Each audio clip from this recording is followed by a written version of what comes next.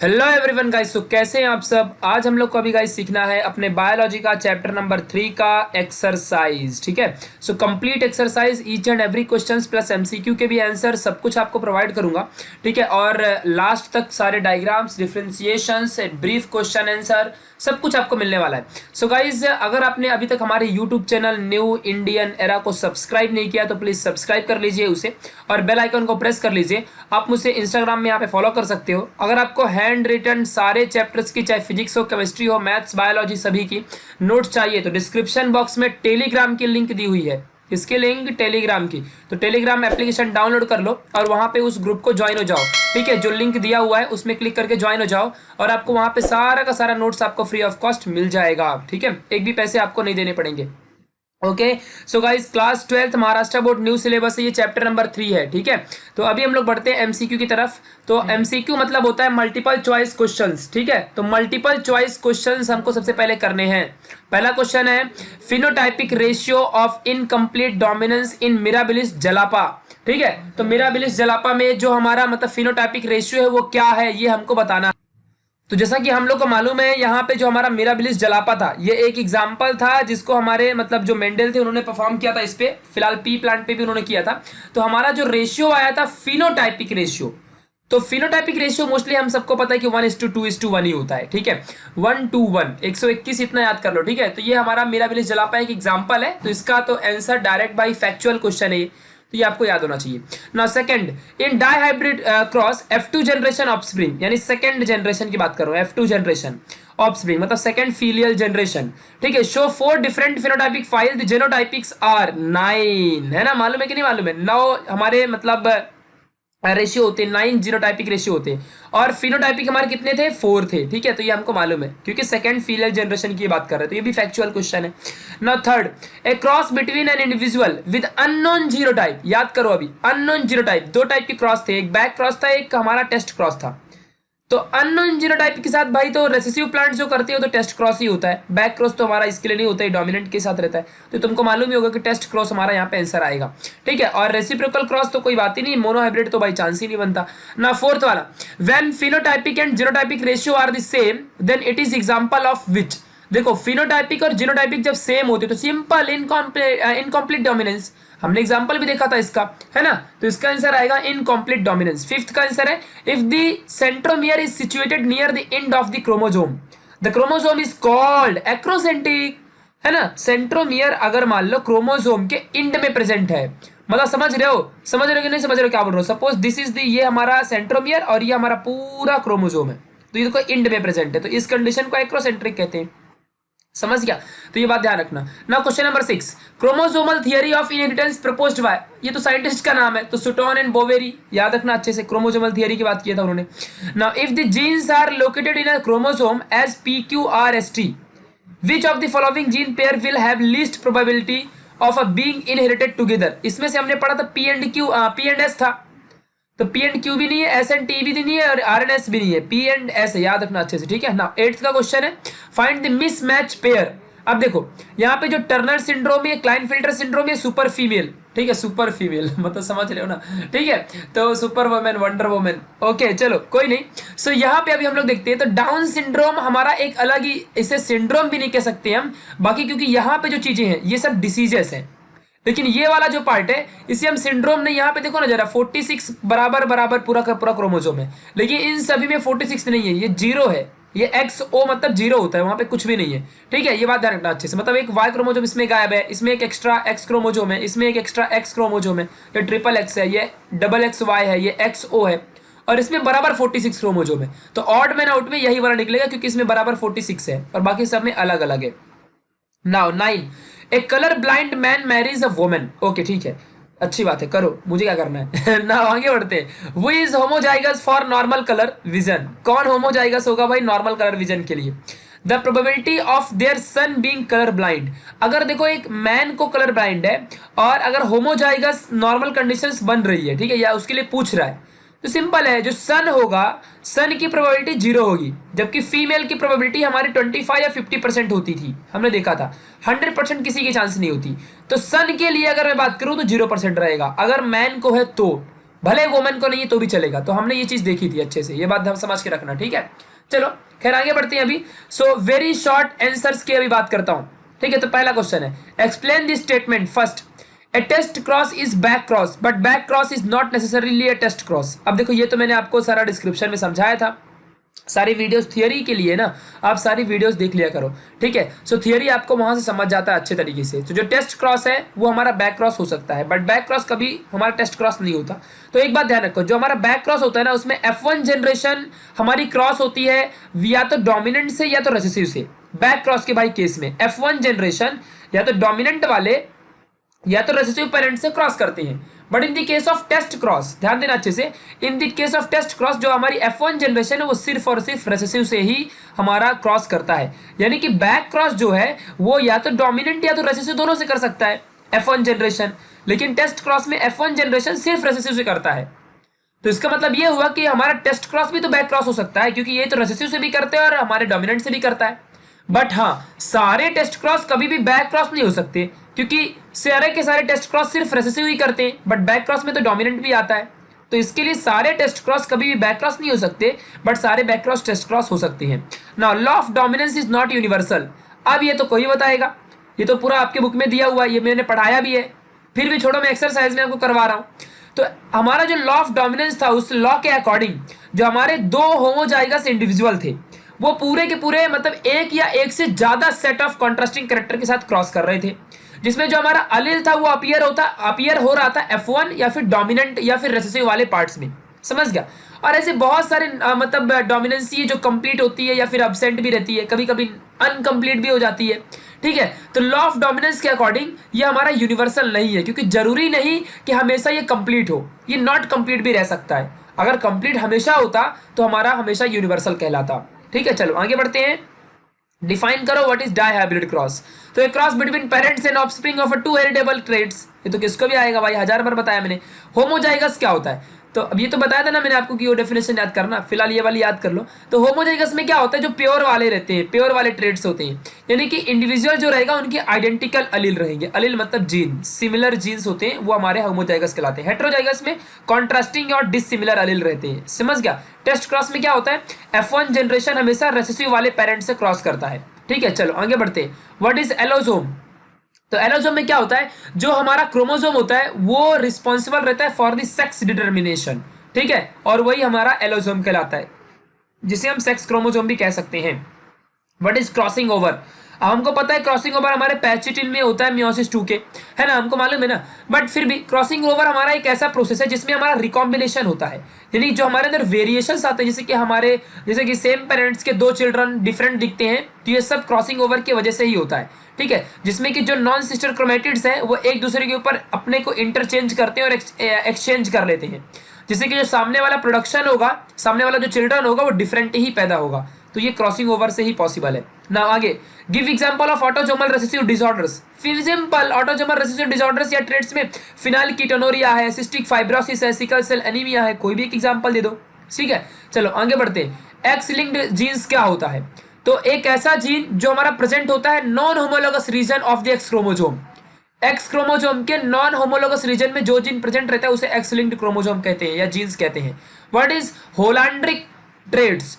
तो holandric traits हमारा वो ट्रेट कहलाता है जिसे कंट्रोल करता हो अपना वाई वाला क्रोमोसोम। तो ऐसे ट्रेट्स को हम होलांड्रिक ट्रेट्स कहते हैं, मतलब एक ऐसे कैरेक्टर, ऐसे ट्रेट्स, वो ट्रेट होलांड्रिक कहलाते हैं जिन्हें हमारा वाई क्रोमोसोम कंट्रोल करता हो, ठीक है, ये बात ध्यान रखना। नाउ 8वां, give an example of chromosomal disorders caused due to non-disjunction of autosomes। कितना अच्छा क्वेश्चन है ये। नाउ तो ह्यूमन डिसऑर्डर जो होता है ना, जो कि हमारे अल्टरनेशन ऑफ या अल्टरेशन ऑफ ऑटोसोम्स की वजह से होता हो, ठीक है, तो वो क्रोमोसोम 1 से 122 के बीच में से होते हैं। बट ऐसे बहुत सारे ट्राइजोमीज होते हैं। ट्राइजोमी मतलब आपको पता है ना, जैसे कि ट्रिपल एक्स हो गया, ठीक है, फिर ऐसे एक्स एक्स वाई हो गया, फिर ऐसे वाई वाई एक्स हो गया, तो ये ट्राइजोमीज होते हैं। ट्राइजोमी 3 का कॉम्बिनेशन ऑफ द क्रोमोसोम।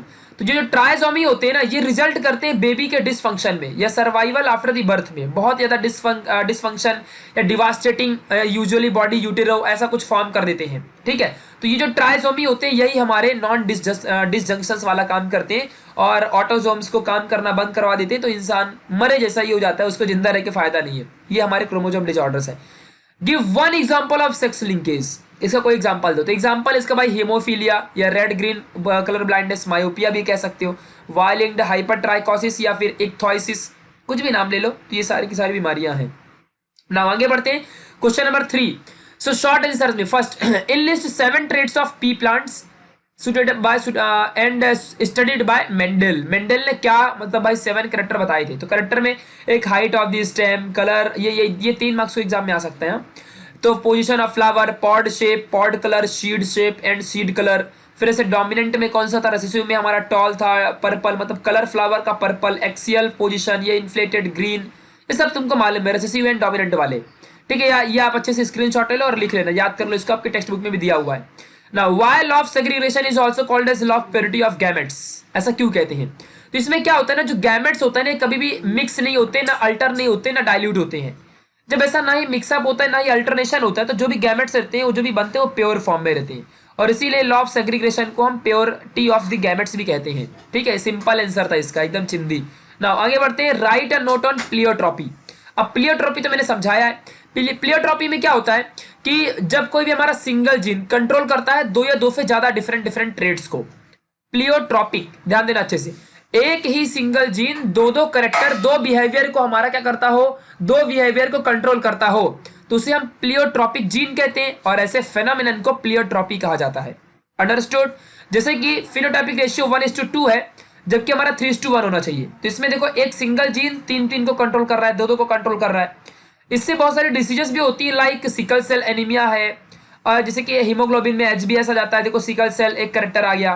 ठीक है, तो ऐसे बहुत सारे ऐसी बीमारियां होती हैं, लाइक हमारा मतलब डोमिनेंट हो जाता है हीमोग्लोबिन का, जो हमारा जीन्स है ये डोमिनेंट हो जाती है, और फिर हमको सिकल सेल एनीमिया जैसी बीमारी हो जाती है, जो कि बहुत ही बड़ी फैटल एनीमिया भी है, हमारा इंसान मर भी जाता है इससे। ठीक है, तो ये बातें आपको समझनी है प्लियोट्रॉपी के केस में।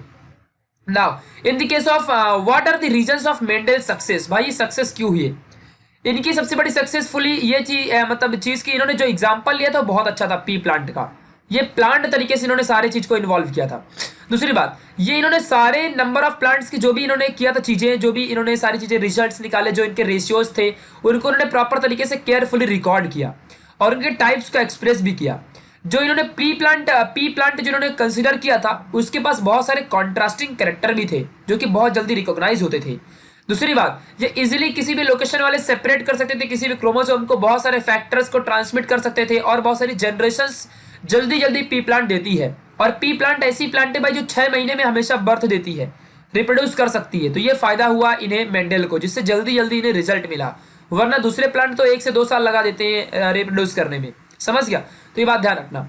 Now father is responsible for determination of sex of child and not the mother, justify. बहुत ही प्यारा आंसर, 3 मार्क्स को एग्जाम में पक्का पूछेगा। तो आंसर सुन लो, सारे पॉइंट वाइज लिखना। ये हमारा पहला पॉइंट है, ये हमारा दूसरा पॉइंट है, ये तीसरा पॉइंट है, ये हमारा चौथा पॉइंट है, ये 5वां पॉइंट है। ठीक है, तो सारे पॉइंट वाइज आंसर है, याद रखना, आपको भी एग्जाम में पॉइंट वाइज लिखना है। तो जैसे कि गाइस हमको पता है कि जितना भी दुनिया में मेल रहे चाहे फीमेल रहे, उसके अंदर 46 क्रोमोजोम तो होते ही, जिसमें से 44 तो ऑटोजोम्स होते हैं। तो 44 ऑटोजोम, और अगर वो मेल है तो XY सेक्स क्रोमोजोम रहेगा, और अगर फीमेल है तो XX सेक्स क्रोमोजोम रहेगा। बाकी 44 तो सब में सेम रहने वाले हैं। ठीक है, तो क्या होता है ना कि जब हमारा गैमेट्स फॉर्म होता है मेल के अंदर, मतलब gamete formation in the male, जब उसका स्पर्म फॉर्म हो रहा होता है, तो उस वक्त जो टेस्टिस रहता है उसके अंदर स्पर्मेटोजेनेसिस के थ्रू हमारे टेस्टिस गुजरता है, उसके अंदर हैप्लॉइड स्पर्म फॉर्म होता है, जिसके पास 50% तो 22 ऑटोजोम्स को कंटेन करता है वो, और एक सिंगल X क्रोमोजोम कंटेन करता है, और एक सिंगल Y क्रोमोजोम कंटेन करता है।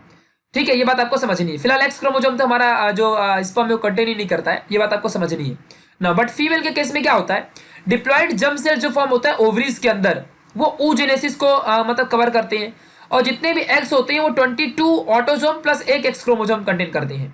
जब इनका स्पर्म हो चाहे ओवम हो, जब इनका पूरा फर्टिलाइजेशन होता है अच्छे से, तो होता है क्या, यहाँ पे जो X chromosome from the female and Y chromosome from the male, ये कंबाइन होते हैं, और उस वक्त में भी चांसेस बन सकते हैं कि Y क्रोमोजोम आ जाए। ठीक है, क्योंकि Y क्रोमोजोम तो सिर्फ हमारे मेल के पास ही होता है, और Y क्रोमोजोम जब आएगा तभी हमारा यहाँ पे सन क्रिएट होगा। ठीक है, ये बात आपको समझनी है। So only Y chromosome male के पास ही होता है, नॉट फॉर द फीमेल। तो इसीलिए सिर्फ मेल ही रिस्पॉन्सिबल है for the sex determination. Okay, now आगे बढ़ते हैं। What is linkage, how many linkage groups do occur in human beings. पहली बात, लिंकेज जान लो भाई क्या होता है, इसी तरीके से आप भी आंसर लिखना। तो भाई जो आंसर होता है इसका है कि टेंडेंसी ऑफ अ 2 और more genes present on the same chromosome, मतलब एक या एक से ज्यादा जीन्स एक सिंगल क्रोमोजोम में जब प्रेजेंट होते हैं और एक साथ ही इनहेरिट हो जाते हो, ऐसी चीज को हम लिंकेज कहते हैं। बहुत सारे टाइप्स ऑफ लिंकेज हैं, like haploid number of chromosomes में बहुत सारे ऐसे लिंकेज होते हैं, जैसे कि मतलब 23 लिंकेज हो गया in humans, 23 linkage in human beings के अंदर जो टाइप्स है डिफरेंट, तो ये इनके अलग अलग टाइप्स है, मतलब ग्रुप है, 23 क्रोमोसोम का एक ग्रुप होता है। ठीक है, ये बात ध्यान रखना। नाउ अगला क्वेश्चन है, write note on PKU, phenylketonuria. Phenylketonuria ये एक इनबॉर्न मेटाबॉलिक डिसऑर्डर है। इनबॉर्न मतलब जब कोई पैदा होता है, कोई चिल्ड्रन बर्थ लेता है, तो उसी वक्त इसके अंदर ये बीमारी हो जाती है। ठीक है, और ये बीमारी होती है due to deficiency of, deficiency मतलब कमी होना, कमी of phenylalanine hydroxylase enzyme. याद कर लो प्लीज इसका नाम, मैंने पढ़ाया भी था इसके पहले भी, पर फिर भी आपको बताना पड़ रहा है क्योंकि आपको एक्सरसाइज चाहिए, इसलिए मैं आपको पढ़ा रहा हूं। ठीक है, वरना ये सब मैंने पहले ही बता दिया आपको लेक्चर में। ठीक है, so deficiency of phenylalanine hydroxylase enzyme, इस एंजाइम की कमी से फिनाइल कीटोनुरिया हो जाता है। फिनाइल कीटोनुरिया बेसिकली उसी इंसान को होता है जिसके अंदर ऑटोसोमल जीन्स रेसेसिव बन जाते हैं, डोमिनेंट नहीं बन पाते। ठीक है, और यही रेसेसिव जीन्स की वजह से फिनाइल कीटोनुरिया हाइड्रोक्साइलेज एंजाइम प्रोड्यूस नहीं हो पाता इंसान के अंदर, और उसके अंदर के बहुत सारे ब्लड में और सेरेब्रोस्पाइनल फ्लूइड में ये सारी चीजें स्टोर होती रहती हैं अलग अलग तरीके से। उसके इंसान के अंदर रिटार्डेशन होगा, मेंटल रिटार्डेशन होने लगेगा, यूरिन कभी भी बाहर निकल जाएगा, और यही डिसीज को हम ऐसी डिसीज को फिनाइल कीटोनुरिया कहते हैं। तो भाई एक ही enzyme phenyl alanine hydroxylase enzyme, याद रखना अच्छे से, इसी की कमी से होता है बीमारी है। Now compare X chromosome and Y chromosome, इन्हें डिफरेंशिएट करो। तो एक्स क्रोमोसोम हमारा मेटासेंट्रिक होता है और एक्स शेप में दिखता है, वाई क्रोमोसोम एक्रोसेंट्रिक होता है और वाई शेप में दिखता है। एक्स क्रोमोसोम लॉन्गर होता है, वाई क्रोमोसोम शॉर्टर होता है। एक्स क्रोमोसोम हमारा यूक्रोमेटिन को ज्यादा कंटेन करता है और स्मॉल अमाउंट में हेट्रोक्रोमेटिन को, वाई क्रोमोसोम ज्यादा हेट्रोक्रोमेटिन को, स्मॉल यूक्रोमेटिन को। एक्स क्रोमोसोम फाउंड होता है मेल फीमेल दोनों में, बट वाई क्रोमोसोम सिर्फ मेल में होता है। एक्स क्रोमोसोम हमारा जो रहेगा ये नॉन होमोलोगस पार्ट होता है किसी भी एक्स क्रोमोसोम का, जो कि हमारा वाई क्रोमोसोम को शो करता है बहुत ही अच्छे से। But non homologous region of Y chromosome ये जल्दी से मतलब बहुत ही फ्यू तरीके से और as compare to X chromosome अच्छे से शो नहीं करता है। एक्स लिंक्ड जीन्स जो होंगी वो एक्स क्रोमोसोम में प्रेजेंट होती है। वाई लिंक्ड जीन हमारे होलांड्रिक जीन जिन्हें हम कहते हैं वो वाई क्रोमोसोम में रहेंगी। तो मस्त अच्छे 6 पॉइंट एग्जाम में 3 मार्क्स दिलाएगा, लिख लेना। ठीक है, चलो आगे बढ़ते हैं। अभी हमारा 9th क्वेश्चन है, explain the chromosomal theory of inheritance. Okay, तो क्रोमोसोमल थियरी ऑफ इनहेरिटेंस भाई किसने दिया था? हमारे सुटोन एंड बोवेरी ने। किसने दिया था पहली बार? सुटोन एंड बोवेरी ने। इसका क्वेश्चन भी अभी अभी हमने देखा। ये क्रोमोसोम्स जो था ये इन्होंने बताया कि जो क्रोमोसोम होते हैं ये फाउंड होते हैं पेयर में, या तो सोमैटिक सेल में या तो डिप्लॉइड सेल में, एक ही बात है। दूसरी बात इन्होंने बताया कि ड्यूरिंग द गैमेट फॉर्मेशन जो होमोलोगस क्रोमोसोम होते हैं या ये पहले पेयर होते हैं, देन सेग्रीगेट होते हैं और देन असॉर्ट होते हैं independently during the meiosis of the cell division. ठीक है, ये बात आपको जाननी है। जब इनका हेरिडिटरी कैरेक्टर्स का ट्रांसफॉर्मेशन होता है उस वक्त ये क्रोमोसोम्स अपने आप को न्यूक्लियस के अंदर सारे जीन्स को कंटेन करके रखते हैं। और जो गैमेट्स होता है चाहे वो स्पर्म हो चाहे एग हो, भाई गैमेट तो गैमेट ही होता है। ठीक है, तो ये सारे के सारे हेरिडिटरी कैरेक्टर को कंटेन करता है, ऐसा इस थियोरी ने बताया। दूसरी बात, जब भी कभी भी स्पर्म एंड ओवम का यूनियन होगा उसे ही हम फर्टिलाइजेशन कहते हैं और ये फिर से वापस से डिप्लॉइड क्रोमोसोम्स को कंटेन कर लेता है। तो यही है हमारी क्रोमोसोम थियरी। आगे बढ़ते हैं। Observe the given pedigree chart and answer the following questions. ये है हमारा पेडिग्री चार्ट, ये हमारे प्रैक्टिकल में ज्यादा एग्जाम में क्वेश्चन आते हैं, ये प्रैक्टिकल में ज्यादा हमारे आता है, ये बात आपको ध्यान रखना है। ठीक है, चलो, तो ये पेडिग्री चार्ट में आपको आइडेंटिफाई करना कि identify whether the traits is sex linked और ऑटोसोमल, और एग्जांपल दो ट्रेट ऑफ ह्यूमन बींग्स को। ठीक है, चलो यहां पे ध्यान दो। अभी तो पहली कंडीशन है कि जो ट्रेड्स होंगे ये भाई पेडिग्री चार्ट में सेक्स लिंक्ड ट्रेड्स हैं, ये पहली बात आपको समझ के रखनी है। दूसरी बात है कि हीमोफीलिया या कलर ब्लाइंडनेस ऐसी इनके अंदर बीमारियां हैं। ठीक है, तो आपने बुक में बताया था कि जो ये सिंबल होता है ये सिंबल आपको पहचानना पड़ेगा, ये सिंबल से हमें पता चलता है, मैंने बुक में सब ही समझा चुका है यार। ठीक है, तो जो सिंबल होते हैं ये सिंबल दिखाते हैं कि ये हमारा हीमोफीलिया या कलर ब्लाइंडनेस के लिए होता है। जब ऐसी कोई आ जाए तो ये कलर ब्लाइंडनेस है। ठीक है, जब इस तरीके का कोई कॉम्बिनेशन आ जाए तो वो हमारा हीमोफीलिया कहलाता है। ठीक है, जैसे कि यहाँ पे देखो ये सब सेम सेम ही दिख रहा है। ठीक है, हीमोफीलिया कहलाता है। ठीक है, और ये हमारे सेक्स और ये जो बीमारियां हैं ये हमारे सेक्स लिंक क्रोमोसोम में ही होती है। समझ गया? तो ये आपको पहला आंसर मिल गया। इस तरीके से आप लॉजिक लगा सकते हो, एक बार बुक को पढ़ लेना, समझ जाएगा, मैंने पढ़ाया भी है। Question number 4, match the column 1 and column 2 and rewrite the matching pairs. Okay, तो कॉलम 1 में 21 ट्राइसोमी किसके पास है? तो भाई ये है हमारे डाउन सिंड्रोम के पास, आप यहाँ पे देख सकते हो, सी आएगा आंसर। एक्स मोनोसोमी किसके पास है? तो एक्स मोनोसोमी हमारे टर्नर सिंड्रोम के पास है, देखो आप यहाँ पे आंसर देख सकते हो। फिर होलैंड्रिक ट्रेट्स हमारे वाई क्रोमोसोम्स के पास होता है, जो कि हमारे क्लाइनफिल्टर सिंड्रोम को कॉज करता है, यानी कि जो वो ताली बजाते हैं ना उनकी बात करो, ट्रांसजेंडर्स, ठीक है। तो ये हो गया मतलब अच्छा होलैंड्रिक ट्रेट्स वाले हाइपर ट्राइकोसिस होता है, सॉरी, ठीक है, वो बात ध्यान रखना। और हाँ, फेमिनाइज्ड मेल ये क्लाइनफिल्टर कहलाता है। ओके, ये बात आपको समझनी है। ओके, याद रखना अच्छे से। चलो तो खैर समझ के रखना अच्छे से। Okay now fine, long answer type questions इसके बारे में जान लो। फर्स्ट, व्हाट मतलब dihybrid cross, what is dihybrid cross and explain with suitable example and chequerboard method. इस मेथड से आपको यहाँ पे एक्सप्लेन करना है इस चीज को, ठीक है। चलो तो अब देखो गाइस, डाइहाइब्रिड क्रॉस को आपको पूरा का पूरा समझाना है। सबसे पहली बात यहाँ पे देख लो, 9 ट्रेड्स आपको यहाँ पे मिलेंगे ये डाइहाइब्रिड क्रॉसेस में, जिसमें F1 एंड फीलियल 2 और फीलियल 1 जनरेशन मिलती है। हम येलो राउंड सारे चीजें लेते हैं और ग्रीन रिंकल लेते हैं, फिर इसका क्रॉस करते हैं, फिर वापस इसका एक बार और क्रॉस होता है सेल्फ जनरेशन में, फिर इसका गैमेट्स और F2 जनरेशन भी इसकी देखो यहाँ पे फॉर्म होती है। फिर इस तरीके से हमको लास्ट में कंक्लूजन मिलता है ये वाला। तो यही आपको बताना, ये मैंने आपको 2-3 बार समझाया, ये आपने 9th में भी पढ़ा है और 11th में भी पढ़ा है और 12th में भी पढ़ा है आपने, ठीक है। तो बता देना आप लोग, पूरा एक्सप्लेन कर देना। ना explain with suitable example of an independent assortment, ये भी एक लॉ, मैंने ये सब आपको बताया था कि ये बहुत इंपॉर्टेंट है, मैंने आपको ये सब बताया है। तो लॉ ऑफ इंडिपेंडेंट असॉर्टमेंट क्या होता है, तो ये सीधा सीधा भाई डेफिनेशन है इसकी, ये डेफिनेशन ही आपको एग्जाम में लिखनी है कि the law states that when an hybrid possessing two और more pairs of contrasting factors और alleles forms gametes, the factor in each pair segregate independently of the other pair. तो ये आपको याद रखना पड़ेगा, this is the independent assortment. मतलब कि कोई भी दुनिया में कोई भी आपके पास पेयर्स ऑफ कॉन्ट्रास्टिंग फैक्टर्स हो, वो हमारे गैमेट्स फॉर्म कर सकते हैं, और जितने भी हमारे पास फैक्टर्स होते हैं वो सभी के सभी सेग्रीगेट होते हैं इंडिपेंडेंटली। ये बात आपको जान के रखनी है, और बड़ी बात कुछ है नहीं। ये हमारा बेस्ड होता है डाइहाइब्रिड क्रॉस के ऊपर, और जो हमारे इसके अंदर डिफरेंट जो जीन्स है या फिर अलील है, ये सेपरेट होते हैं क्रोमोसोम्स के अंदर, इंडिपेंडेंटली सेपरेट होते हैं। इनका डाइहाइब्रिड क्रॉस है तो रेशियो 9:3:1 ही बनेगा, ये बात आपको समझनी है।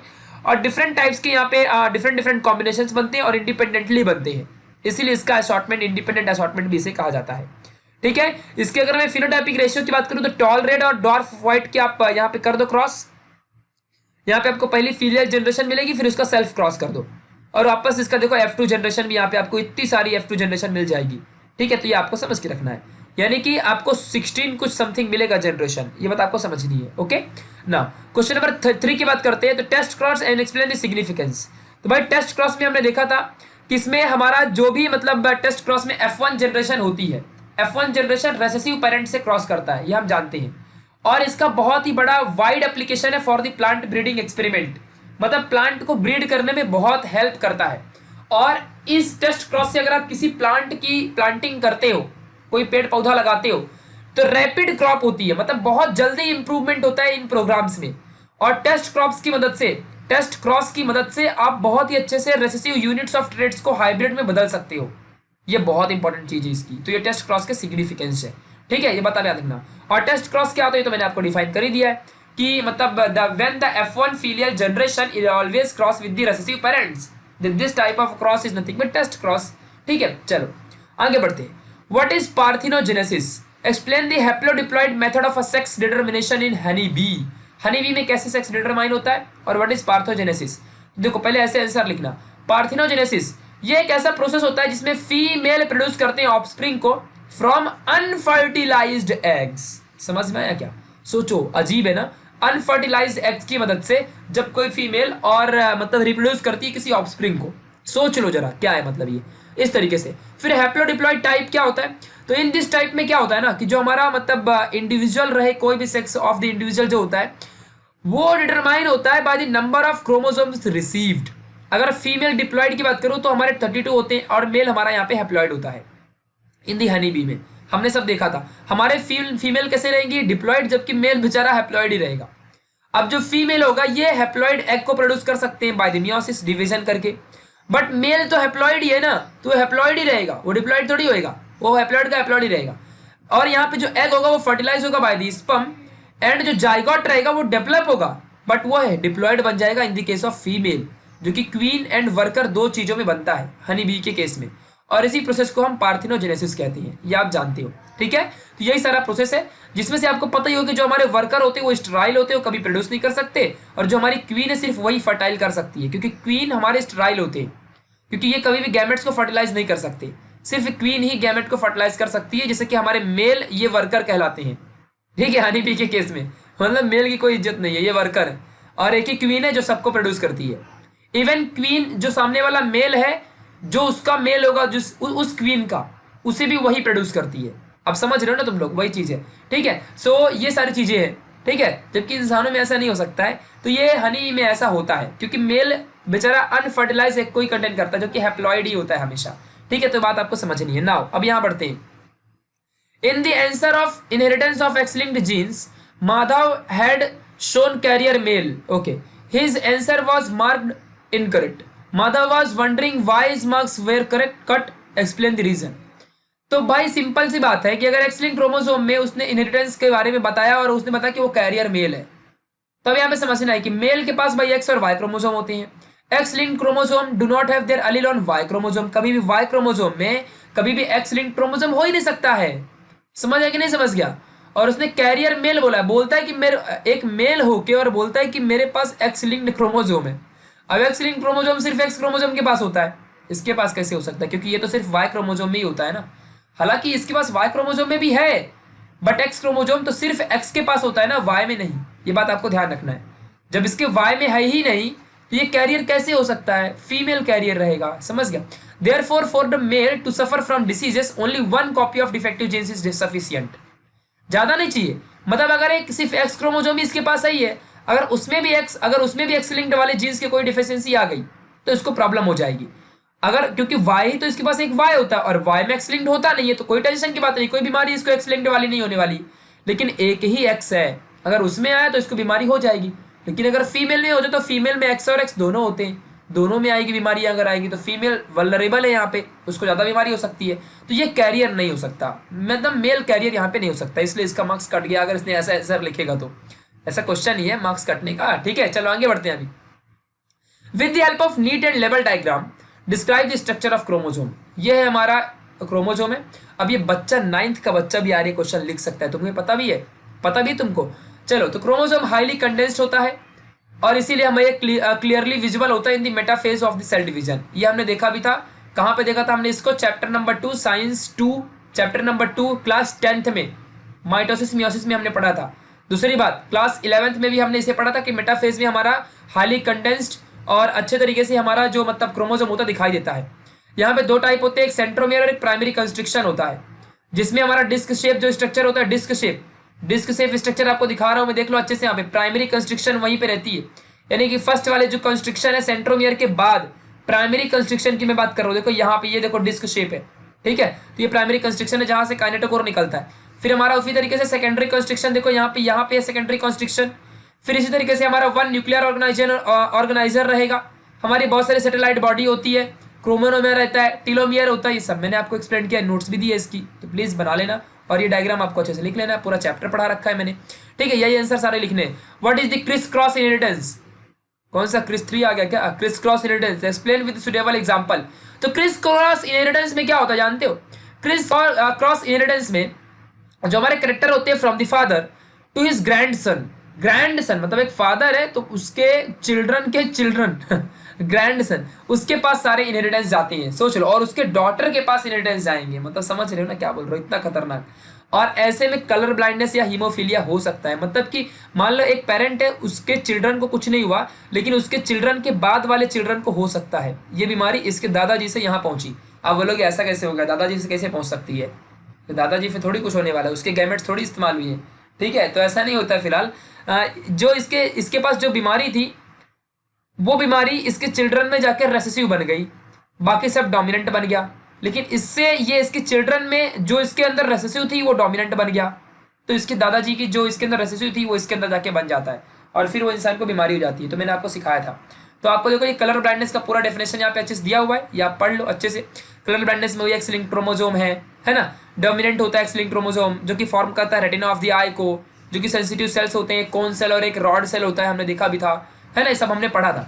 इसका क्रॉस यहाँ पे आप देख सकते हो, ठीक है। A normal man marries a carrier women, तो इस तरीके से हो गया। सब समझाया कि नहीं समझाया आपको? सब समझाया मैंने, अगर आपको याद होगा तो प्लीज आप इसे पढ़ लो। फिर उसी तरीके से देखो हीमोफीलिया में जो थी हम ब्रीडर डिसीज भी कहते हैं। हीमोफीलिया में अगर किसी को घाव लग जाता है ना तो फिर ब्लड क्लॉटिंग फैक्टर्स रेसेसिव बन जाते हैं, और ब्लड क्लॉट करने वाला कोई रहता नहीं है, तो आपके बॉडी में से कंटिन्यूअसली ब्लड बहते रहता है और बहते ही रहता है, यानी कंटिन्यूअसली ब्लीडिंग होती है। और ऐसी बीमारी को ब्लीडर्स डिसीज भी कहते हैं। साइंटिफिकली इसका नाम है हीमोफीलिया। हीमोफीलिया बेसिकली हमारे एक्स क्रोमोसोम से ही होती है, और कोई क्योंकि इसके पास वाई क्रोमोसोम का कोई पर्पस ही नहीं है, कोई सप्रेस करने वाला नहीं है, इसीलिए सिर्फ और सिर्फ ये एक्स क्रोमोसोम की वजह से ही होती है। तो ये एक्स क्रोमोसोम बहुत डेंजरस है भाई, मेल के अंदर ये हो जाता है, ठीक है। और ऐसे इंसान को हम हीमोफिलिक मेल कहते हैं। फीमेल में जल्दी होता नहीं है क्योंकि उनके पास उनको भी हो सकता है, ऐसी कोई बात नहीं है, बट फिर भी एक्स क्रोमोसोम यहाँ पे बहुत डेंजरस है और एक्स लिंक्ड क्रोमोसोम डिसीज है, और इसे ब्लीडर डिसीज भी कहते हैं। ये सब के सब आपको समझ के रखना है। यही हमारे क्रिस क्रॉस इनहेरिटेंस की वजह से ही होता है, चाहे वो कलर ब्लाइंडनेस हो, देखो यहाँ पे इसका क्रॉस है, और चाहे वो हमारा हीमोफीलिया, देखो इसका यहाँ पे क्रॉस है। तो ये आप अच्छे से प्लीज, इसके क्रॉस को मैंने समझाया भी है और अच्छे से मैंने समझाया है, तो प्लीज उन वीडियो को जाके लास्ट वाले पार्ट्स आप देख लो इस चैप्टर के, आपको सब समझ में आ जाएगा, ठीक है ना। आगे बढ़ते हैं। Describe the different types of chromosomes. तो मेटासेंट्रिक, सब मेटासेंट्रिक, एक्रोसेंट्रिक एंड टेलोसेंट्रिक, ये अच्छे से आप बता दो आंसर और खत्म कहानी, आपको फुल मार्क्स मिल जाएंगे। सारे शेप भी लिख के रखा है मैंने, middle of the chromosome, some distance, near one, at the one end, सब आपको मैंने समझा के रखा है। देखो नियर द सेंटर में देखो एक्रोसेंट्रिक ये वाला होता है, आपको दिख गया, ठीक है, अच्छे से इस तरीके से। सो ये सारा आंसर था my dear. So thank you so much for watching this whole video, thanks a lot. अगले वाले चैप्टर का जल्दी हमें आपको वीडियो दे दूंगा मैं, ठीक है। इस वीडियो को आप शेयर कर दो सभी फ्रेंड्स में, इस चैनल को आप सब्सक्राइब कर दो, न्यू इंडियन एरा को अपने फ्रेंड्स में सभी लोगों में प्लीज, इतनी सी तो आप कर ही सकते हो काम। आप मुझे इंस्टाग्राम में कांटेक्ट कर सकते हो, फॉलो कर सकते हो, ईमेल कर सकते हो अगर कोई आपको कुछ चाहिए रहेगा, कोई अगर आपको कोई इंक्वायरी चाहिए तो, ठीक है। और आपको टेलीग्राम ज्वाइन कर लो, डिस्क्रिप्शन में लिंक दी हुई है, वहां से आपको सारी नोट्स मिल जाएगी। तो मिलेंगे अगले वाली वीडियो में, तब तक के लिए बाय बाय।